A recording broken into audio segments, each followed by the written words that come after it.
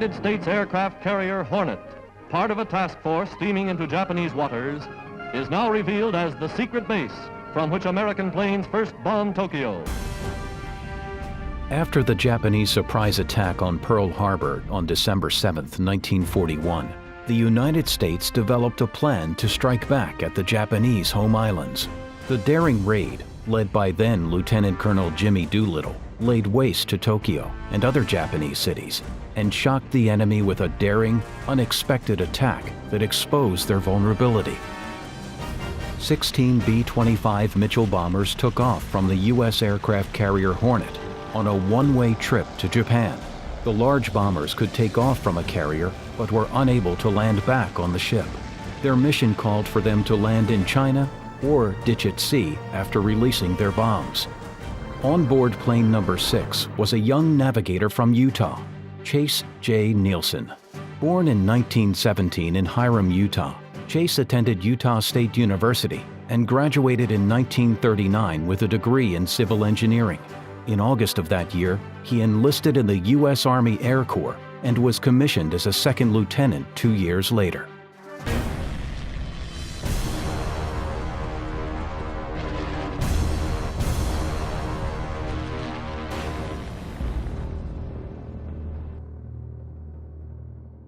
President Roosevelt personally ordered the Doolittle Raiders to attack the island nation.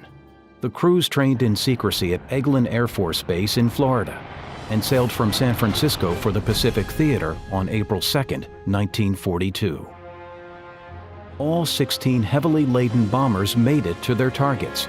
Chase Nielsen's plane successfully hit industrial targets in Tokyo, but ran out of fuel before reaching safety. Each bomber sets its course for carefully prearranged military objectives in Japan, a course that will put them over Tokyo at high noon in broad daylight.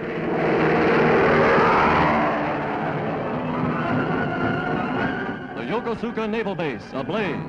Arms plants, rail yards, and oil refineries smashed by the raiders in Tokyo, Yokohama, Kobe, and Osaka.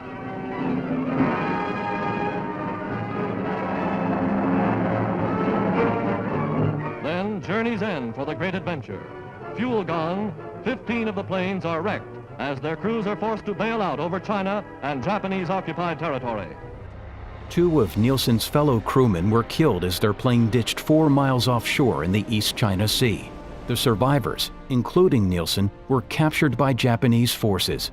He was tortured and forced to endure mock executions, but he never gave the enemy more than his name, rank, and serial number.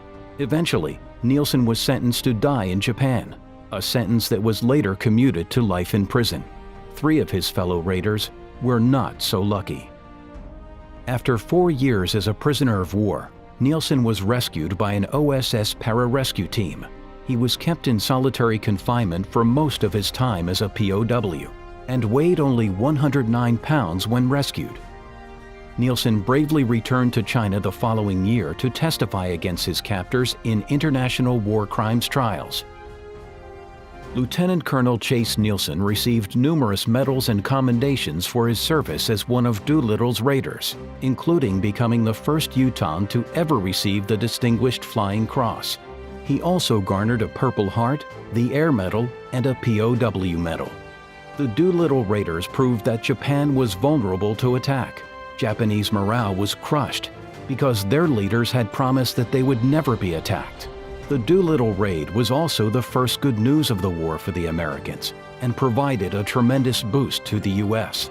It marked the beginning of the turnaround toward victory for America and her allies.